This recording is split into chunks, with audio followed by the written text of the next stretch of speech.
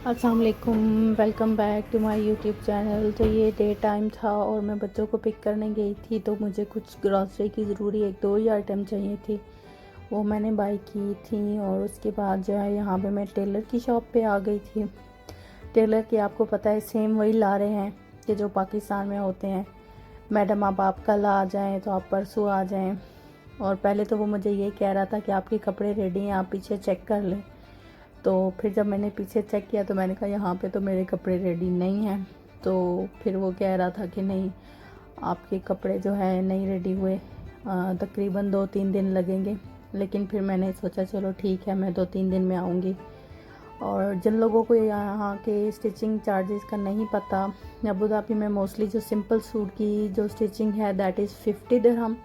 और अगर आप कुछ फैंसी या कुछ सिलवाना चाहते हैं तो उसके फिर जो है एक्स्ट्रा चार्जेस होते हैं। तो यहाँ की ये है कि इसकी टेलर की जो है वो मुझे सिलाई बहुत पसंद है। फिर यहाँ पे जो है शाम का टाइम था, तो यहाँ पे आप लोगों को मैं एक बहुत ही रीज़नेबल मार्केट के बारे में बताऊँगी। और यहाँ पे जो प्राइसेस थी वो बहुत अच्छी थी। फ़ाज़ा मार्केट का नेम है।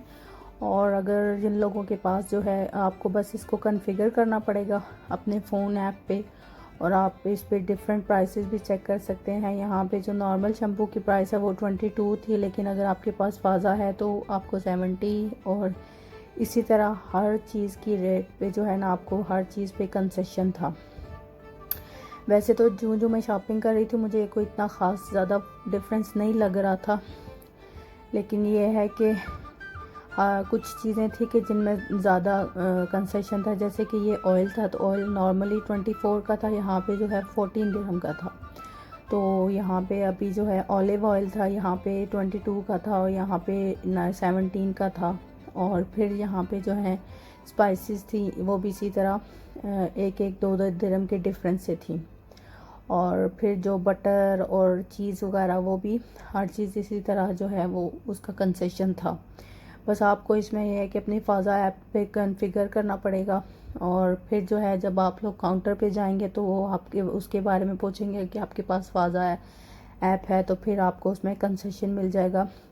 फ्रूट एंड वेजिटेबल्स में भी सेम इसी तरह के डिस्काउंट वगैरह सभी चीज़ों पे अवेलेबल थे। लेकिन फ्रूट एंड वेजिटेबल पे इतनी ज़्यादा नहीं थी जितना दूसरी चीज़ों पे थी। लाइक आपको राइस वगैरह लेने हैं, डिटर्जेंट्स वगैरह, शैम्पू वगैरह, इस टाइप की जो चीज़ें थी उनमें ज़्यादा डिस्काउंट था।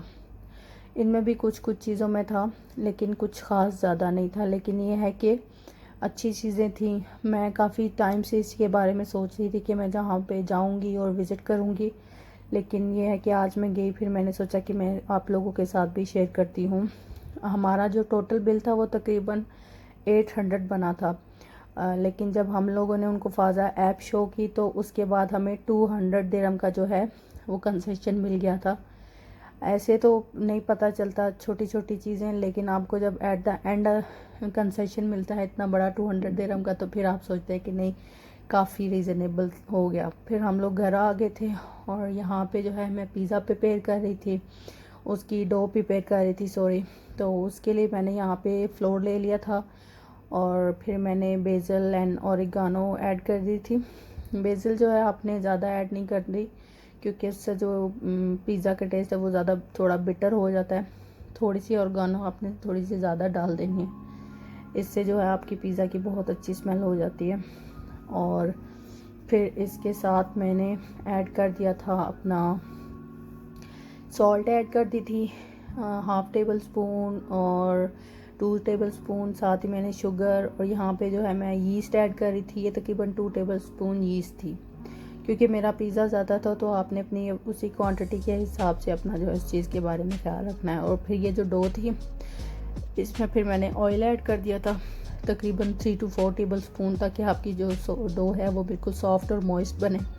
यहाँ पे जो है मेरी डो रेडी हो गई थी, और डो को मैंने जो है गर्म पानी के साथ जो है वो गूंद लिया था। यहाँ पे जो है मेरा डो जो है वो राइस हो चुका था, और उसके साथ मैं पंच से नॉर्मल कर रही थी।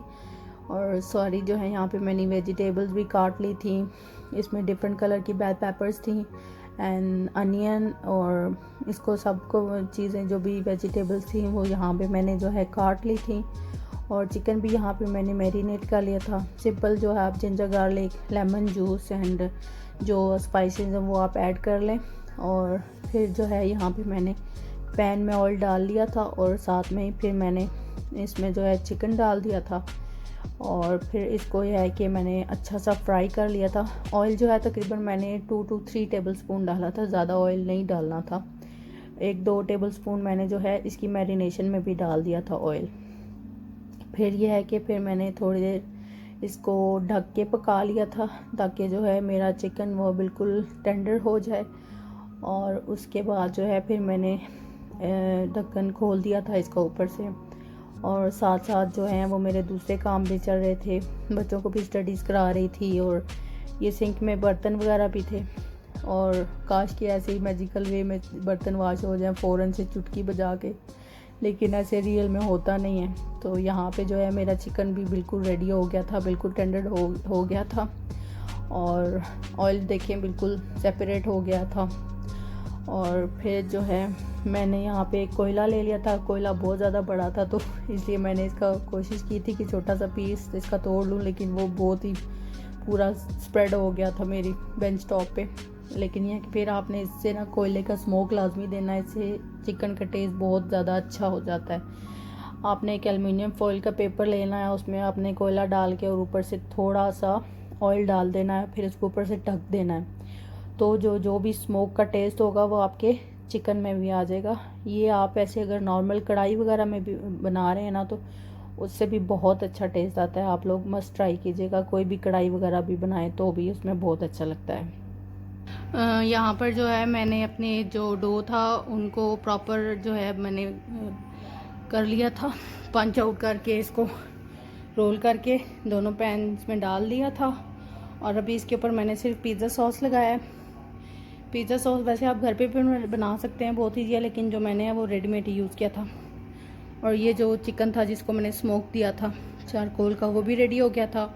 और जितनी भी ये मेरी यहाँ पे थी पेपर्स और अनियन, यहाँ पे भी मैंने सारी चीज़ें जो हैं इधर ऐसे दस्तरखान पे लगा ली हैं ताकि इजीली जो अभी मैंने इसकी टॉपिंग लगानी है वो लगा के तो फिर मैं आराम से जो है दोनों प्रिपेयर करके pizza after that I can bake them. ये चीज़ भी है। और ऑलिव ऑयल से मैंने पैन्स को ना ग्रीस भी कर लिया था। ये ग्रीन चिलीज़ मुझे मिसिंग लग रही थी और ये जो ऑलिव्स हैं ये कटे हुए हैं मेरे पास, तो मुझे थोड़ी इजी हो जाता है। एंड इनको ग्रीन चिलीज़ को भी मैं बारीक बारीक काट लूँगी और ये भी फिर जो है टॉपिंग में ऐड कर लेंगे हम।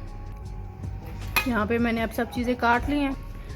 यहाँ पे जो है मैंने सारी जो वेजिटेबल्स थी उनकी टॉपिंग कर ली है। हमें थोड़ी सी टॉपिंग ज़्यादा अच्छी लगती है, तो जैसे बाहर में बाज़ार के जो भी आपको बाहर से पिज़्ज़ा मिलता है तो उसमें आपने देखा होगा कि टॉपिंग जो है वो थोड़ी सी कम ही रहती है। हम लोगों को टॉपिंग जो वेजिटेबल्स की ज़्यादा अच्छी लगती है।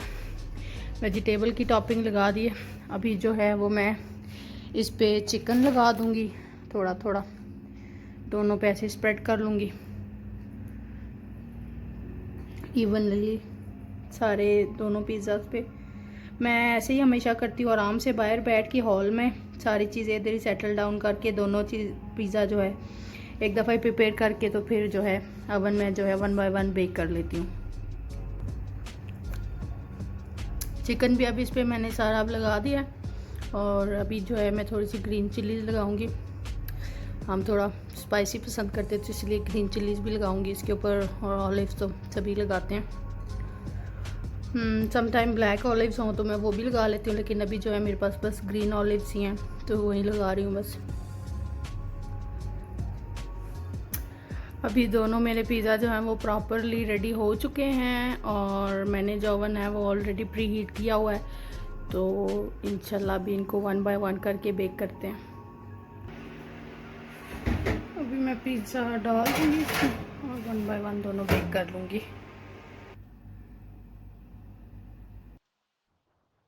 यहाँ पे हमारा पिज़्ज़ा रेडी हो गया था। उम्मीद है कि आज की वीडियो आपको पसंद आई होगी।